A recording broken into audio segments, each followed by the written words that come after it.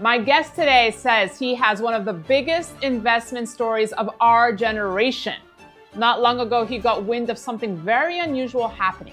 Enormous plots of desert land were being auctioned off by the Bureau of Land Management.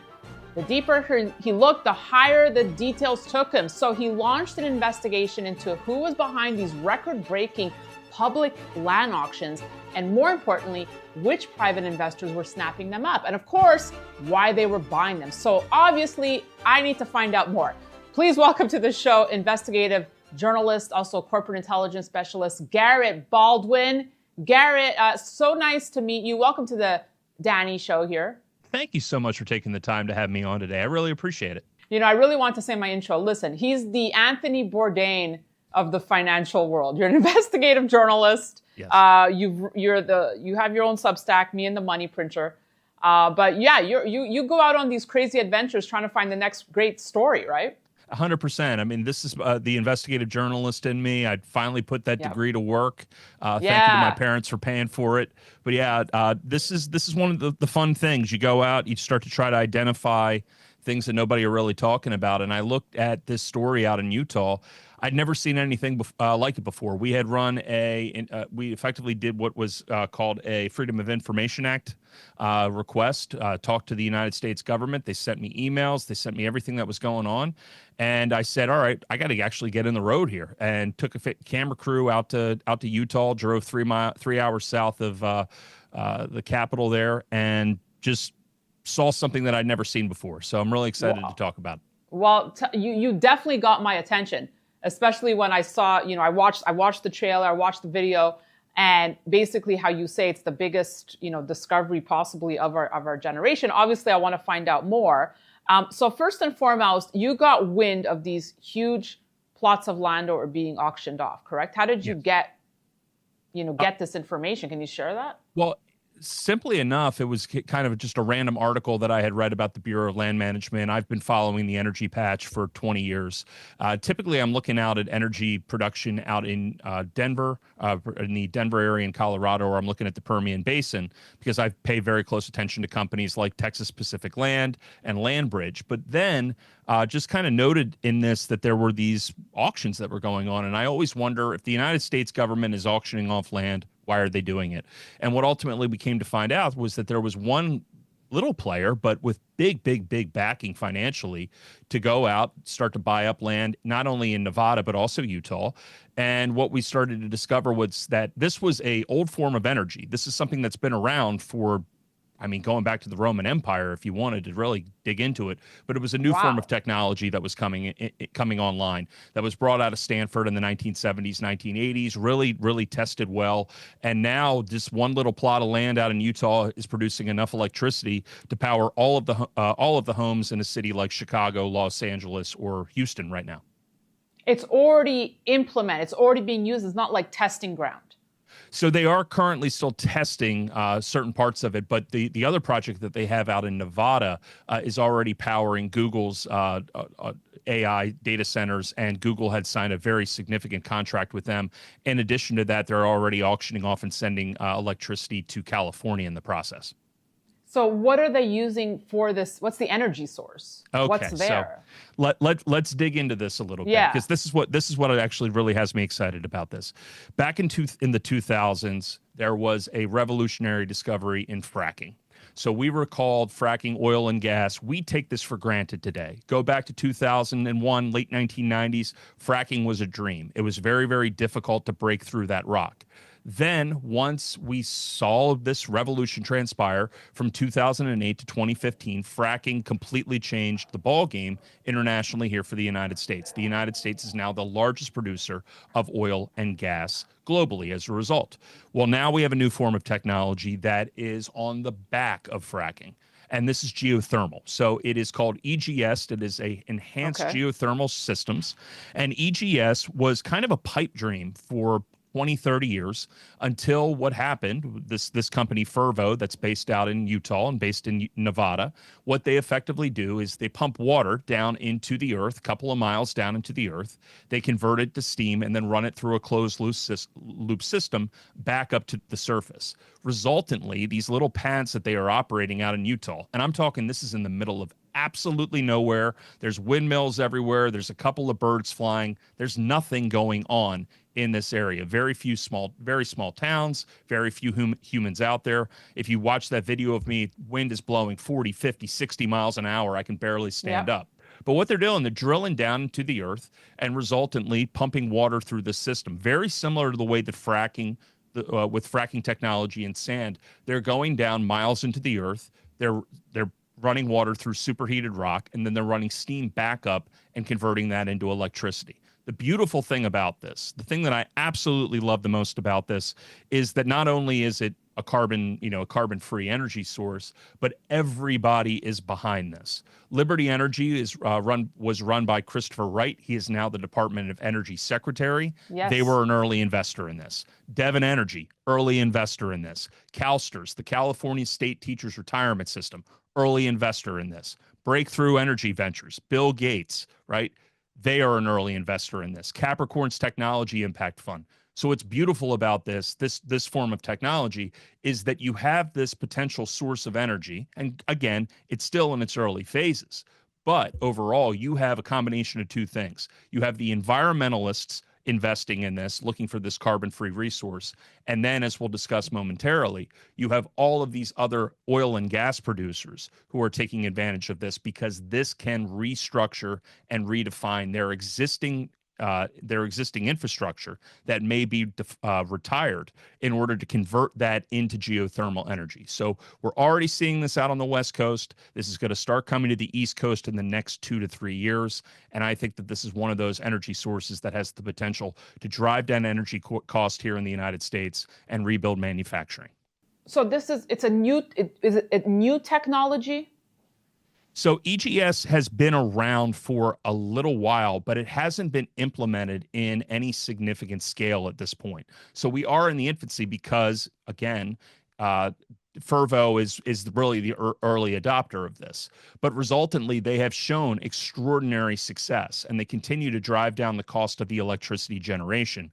And this is something that could be easily adopted and effectively used to convert other forms of existing pipelines, existing projects that have already drilled oil. They have run out of oil in that space. They can effectively take all of that pipe that goes miles into the earth and convert this into EGS processing. Because again, all you need is a significant drill and heated rock down 2 to 3 miles in the earth. What is it about this territory in Utah, in the Wawa Mountains, that makes this a perfect breeding ground for this technology? What are the elements needed?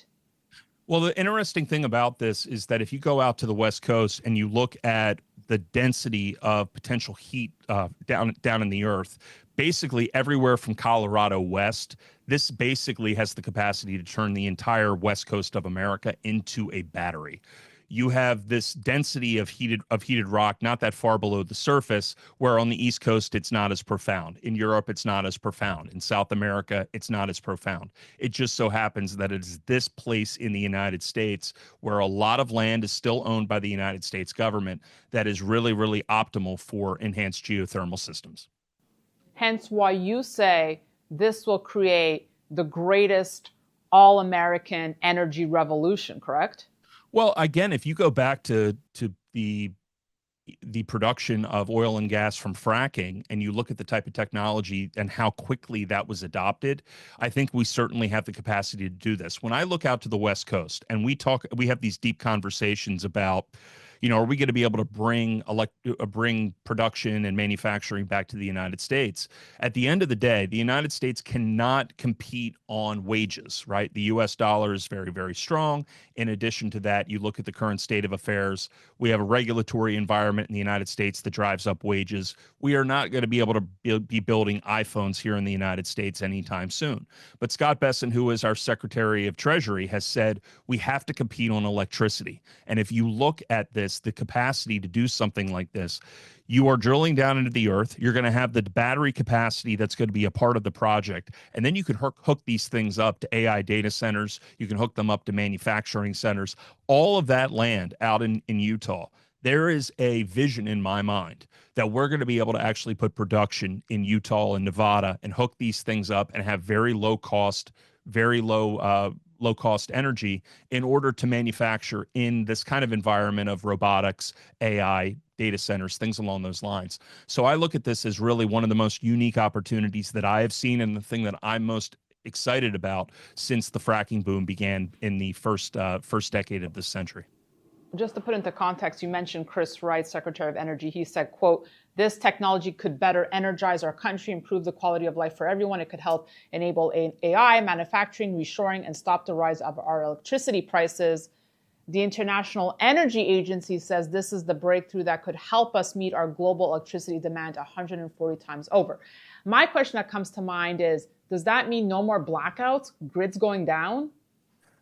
That's a really good question, because right now in this environment, it's very, very challenging because we still have all of these incentives and all of these other things that have been happening in the last couple of years, trying to push solar, wind, things that are intermittent. So when we talk about that, we know the sun doesn't always shine and wind doesn't always blow. You need a lot of batteries in order to produce and store the amount of electricity necessary to meet the mandates that have been laid out by previous administrations. With this, however, 24/7 energy, the capacity to do it virtually anywhere. Again, this is not locked just to the United States. Fervo's out in Nevada and Utah. You have the Alta-Rock energy projects that are in Oregon and California. Utah's Forge site is really the flagship Department of Energy project with EGS. This is happening in the UK. This is happening in Germany. It's happening in France, Australia, Japan, and South Korea.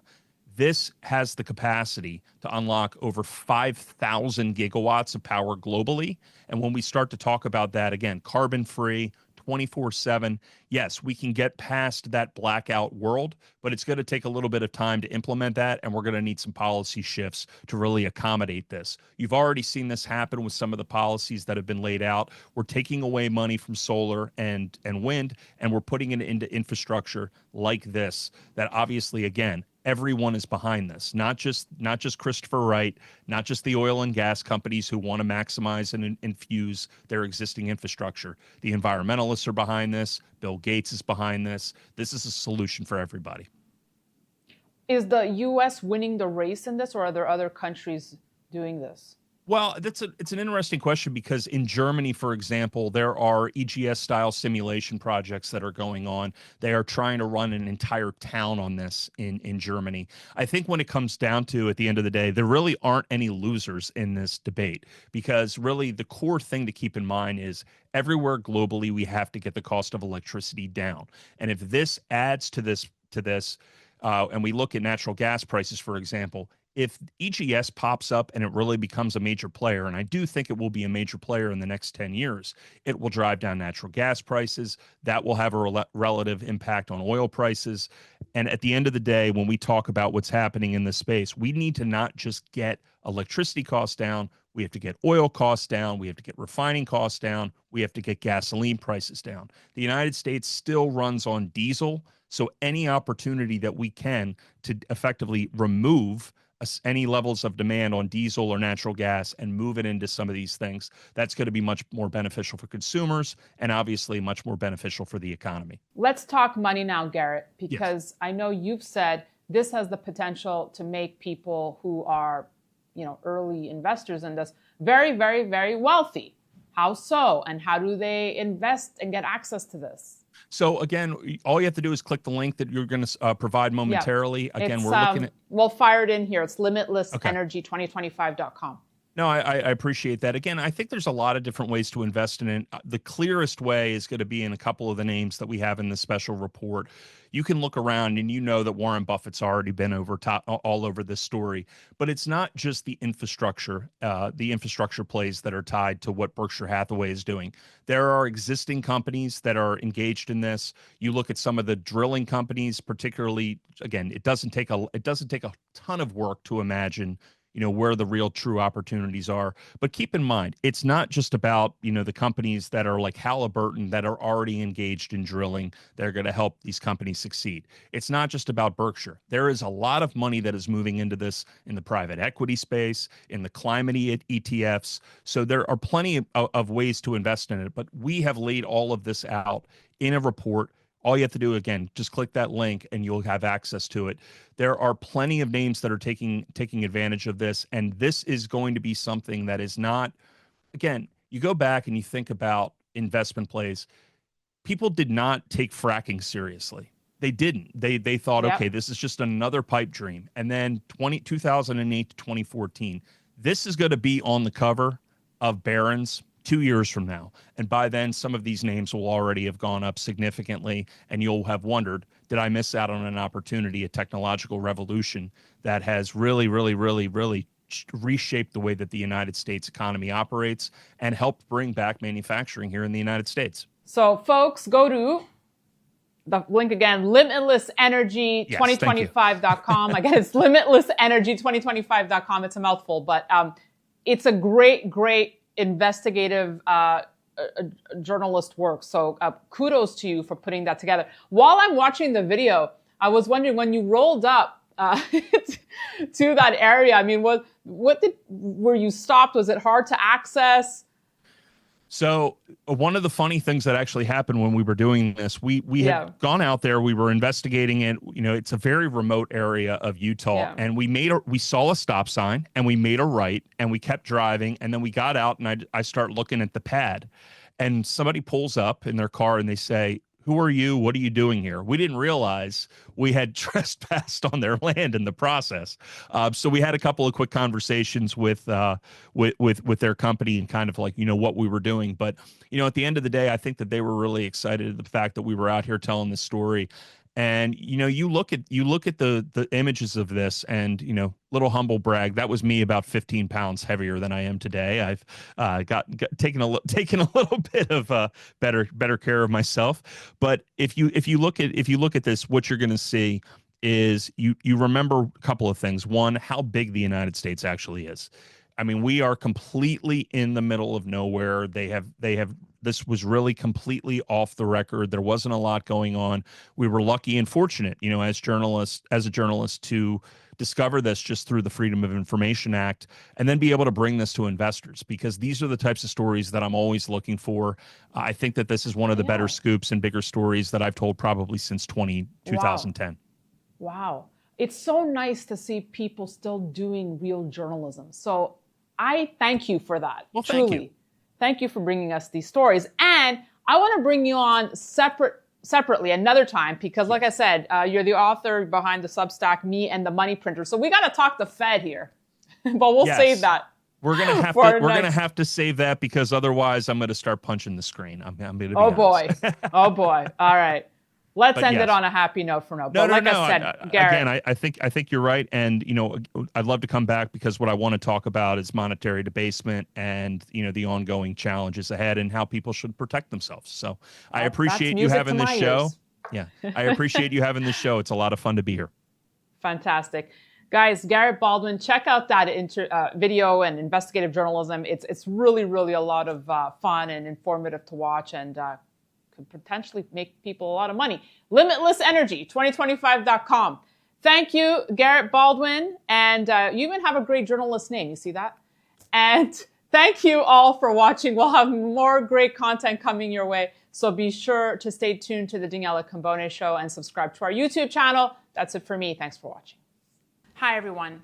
If you're starting to question the system and want to protect what you have earned, you will want to download our free Gold and Silver Protection Guide. It's a clear, easy to follow resource that explains why gold and silver have stood the test of time and how they can help you build real financial security even as the dollar weakens.